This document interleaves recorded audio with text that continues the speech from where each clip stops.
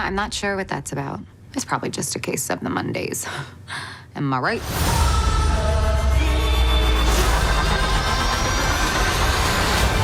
This is our home. Then let's fight for it.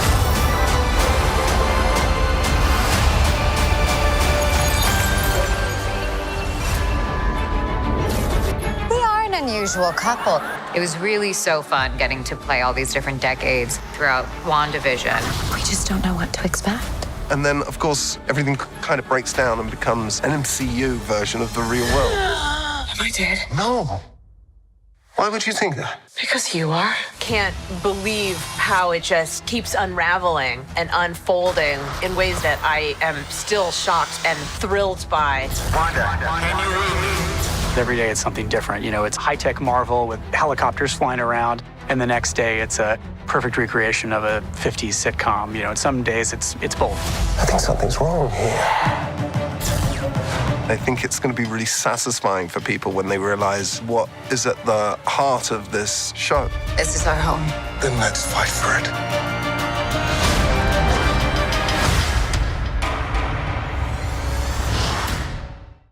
Welcome back, everyone. This is going to be my WandaVision Episode 7 trailer video. There's also some footage in here from the last couple of episodes, too, from 8 and 9, so I'll talk about that, too. But if you're new to the channel, be sure to subscribe to get all the videos. I'll also be doing episode videos for Falcon and Winter Soldier, which are going to start right after the WandaVision finale, or a little while after, and then Loki episodes later this year. There's a bunch of big stuff coming up. We're also doing the Disney Plus giveaway for memberships. All you have to do to enter is be a subscriber and post all your predictions for the last couple of episodes of WandaVision on the video. It's only going to get crazier and crazier as the episodes go on, so obviously spoiler warning for everything that's happened on the show so far if you haven't seen the episodes yet. But here we have Wanda and Tyler Hayward both trying to out-Karen each other over the fate of the MCU, with her expanding the Hex, threatening to expand it even more, potentially covering the entire Earth. I know a lot of you are like, wait a minute, if she's mutating everyone's DNA, does that mean that's how you create mutants in the MCU? I'll address that in a second because there's some qualifiers that Darcy gave when she was talking to Monica Rambeau. It's a little more complicated than just passing through the barrier once or twice. But I believe episode 7, just per the footage, is going to be the Modern Family-inspired episode because we're moving to the 2010s now in the sitcom decades. They also talked about The Office when they were talking about the parodies of sitcoms they were doing on the show. Who are you? Who am I? I'm Jim. We've been working together for 12 years. So we'll probably see some more Easter eggs in the way they film the scenes, but also a lot more of them talking directly to the camera like you see on Modern Family or The Office. Like when we see her sitting there in her pajamas in the middle of the day talking about how she's totally fine, I'm fine, when she's clearly not fine, then starts talking about having a case of the Mondays.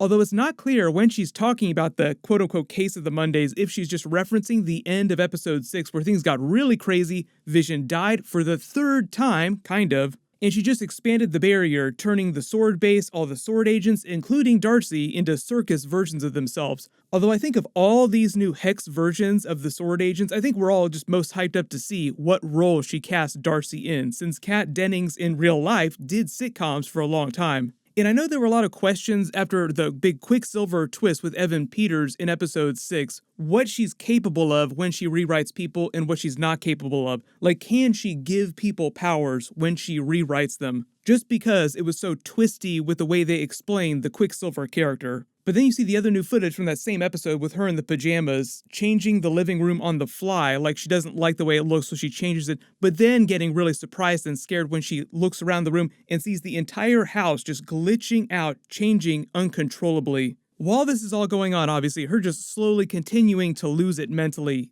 Tyler Hayward also seems like he's starting to lose it in the real world at the same rate. Like, he seems like he's a hot second away from ordering a full-blown nuclear strike on Westview, New Jersey. Can't you just picture Nick Fury on the Sword station in outer space just glaring down at all this like, I'm on vacation, please just stop trying to destroy the Earth for a week or two.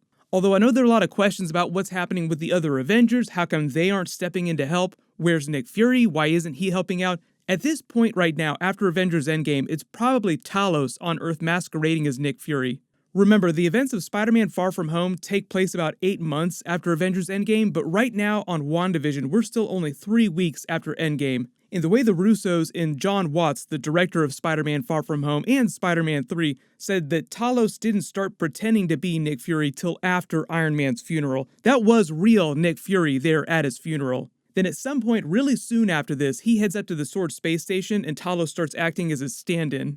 There's a whole bunch of other Skrull stuff that they teased during Spider-Man Far From Home that they'll get into during the Nick Fury Secret Invasion TV series. I know because Tyler Hayward is kind of being positioned as one of the villains of WandaVision, at least one of the antagonists. There are all kinds of theories about him secretly being a Skrull or somebody else masquerading as a person in control of Sword. I know during episode 6 they made a couple Nightmare references. Quicksilver, Evan Peters' Quicksilver, made a Nightmare reference, and then Tyler Hayward in the real world also made another Nightmare reference, and people are expecting Nightmare to be the villain of Doctor Strange 2. So people are just wondering if maybe Nightmare has something to do with what's happening with everything spiraling out of control on WandaVision. That's still possible. Obviously, they did confirm WandaVision will cross over with Doctor Strange 2, but I think most of that is going to wind up happening in the actual finale and will be connected to the big super cameo that they've been hyping up for the past couple of weeks. Even though Evan Peters' Quicksilver showing up is a pretty big cameo. But I still think that the special cameo that they've been talking about is something even bigger, and they wouldn't blow it on the show when we're only about halfway through the episodes. I think it'll still be something for the finale. But the other new footage we see is Monica Rambeau piloting that special tank-looking vehicle with her Air Force helmet back into the Hex. As we last saw them speeding away from the barrier of the Hex as it was expanding, they were on their way to meet that mystery engineer that was going to create the new vehicle, Monica's guy. A lot of theories about who that is, but I don't think that it's supposed to be Reed Richards. I've seen so many people speculating about Fantastic Four on social media. I would love for it to be a Fantastic Four character, but right now, the way that Kevin Feige explains it, he hasn't cast any of those Fantastic Four characters yet. So even though people would love for like John Krasinski to be Mr. Fantastic in the MCU, when you see people posting, is she going to go meet John Krasinski? Is he going to show up on the TV show? That's probably not going to happen. It's more likely that the character she's going to meet, this mystery person, is someone more connected to Sword and Monica Rambeau in the comics and Captain Marvel through the Captain Marvel 2 movie. Because a lot of Monica Rambeau's story is tied to Captain Marvel 2. It's like all setting up what's going to be happening with her character in the future of the MCU. Also, Monica Rambeau, per Darcy's explanation, will have her DNA mutate big time again when she travels through the barrier for a third time. For people that were confused about this, she passed through the barrier twice already, once on the way in at the beginning of the show, then a second time when she was getting kicked out. The whole explainer that Darcy gave for how Scarlet Witch's Hex alters people's DNA, rewrites it on a cellular level, is probably one of the MCU explainers for mutants being created though, mutants in the MCU. But I don't think that means that every single person in Westview, New Jersey is going to walk away from WandaVision being a mutant now just because they were inside the Hex.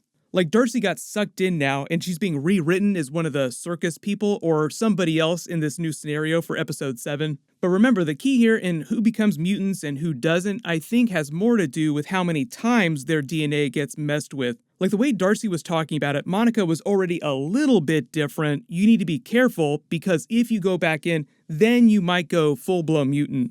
So like right now, when they're speeding away going to meet her guy, the special engineer, she's not full-blown Photon from the comics yet. But clearly they're hyping that up because all the merch, all the posters they've released have her wearing very modern-day looking versions of her Photon costume. I think the real threat of the Hex right now, as she's expanding it to save Vision, is that eventually, or potentially, she'd probably be able to expand it across the entire world and rewrite everyone and everything full-blown House of M style. And that's the scenario where you'd see everybody potentially turn into mutants, with the exception of probably the most powerful people like Doctor Strange, Thor, the Hulk maybe. I think it really depends on how powerful you are. Like if Doctor Strange winds up showing up in the finale, Scarlet Witch's power probably wouldn't be able to affect him quite as much as it affects the regular townspeople.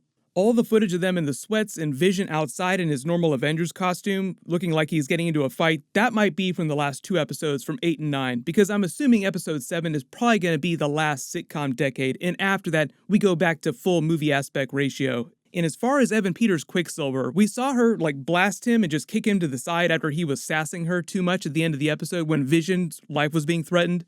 I think depending on how they address Pietro at the beginning of episode 7, that will absolutely confirm what was really going on with him, whether or not he was really just a big fake-out cameo, like a one-off thing. For those of you wondering whether or not they intend on bringing Evan Peters' Quicksilver fully into the MCU permanently, I think a lot of people were hoping that it was going to be a big multiverse twist, and the way they explained it was just way more of a mind screw, way more twisty. Just based on the way he was talking during the episode and the way they passed it off, I'm not expecting the way he was performing Quicksilver here in the episode to fully come into the MCU permanently and replace Aaron Taylor Johnson Quicksilver. He kept making all these references to special one-off cameo episodes, making it sound like it was just meant to be a small special thing. And I did a video last week after the writers said that they wanted to use Evan Peters just to mind screw the audience with WTF moments as much as possible. Like, we want to have a Quicksilver moment, but what's the craziest version of this we can do? They didn't say anything about him permanently sticking around on the show. But like I said, episode 7 should completely answer all those questions once and for all. They also have the new footage of Scarlet Witch in color, like in the full movie aspect ratio, breaking into the Sword headquarters to steal Vision's body, so we might see that as a flashback in episode 7, or it might be from the last 2 episodes, just revealing what was actually going on with Vision's body and Tyler Hayward at Sword. I think the way that they've been setting this up, the Tyler Hayward character spinning, going off the rails at the same rate that Scarlet Witch is going off the rails, we'll find out that Tyler Hayward was doing shady stuff with Vision's body, and she wasn't just stealing Vision's body, she was also kind of rescuing him from Sword and Tyler Hayward.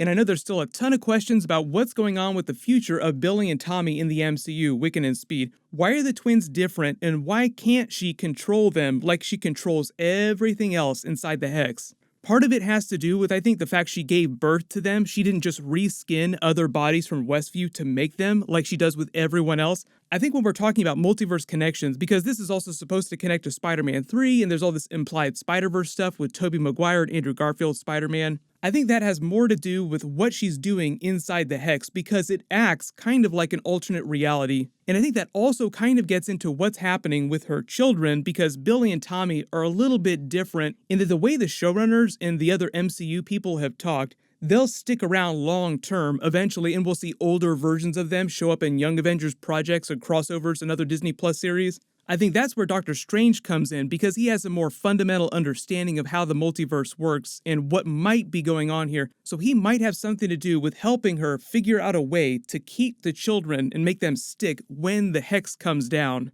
So everyone just post all your theories in the comments below, and my full episode 7 video will post next Friday just like normal, but I'll be doing bonus videos for some of the other stuff before then too. There's also a really big Justice League Snyder Cut trailer that's going to drop tomorrow, so of course I'll do a video for that as well. But if you have any big questions or Easter eggs or things you're confused about you want me to do bonus videos for, just let me know in the comments.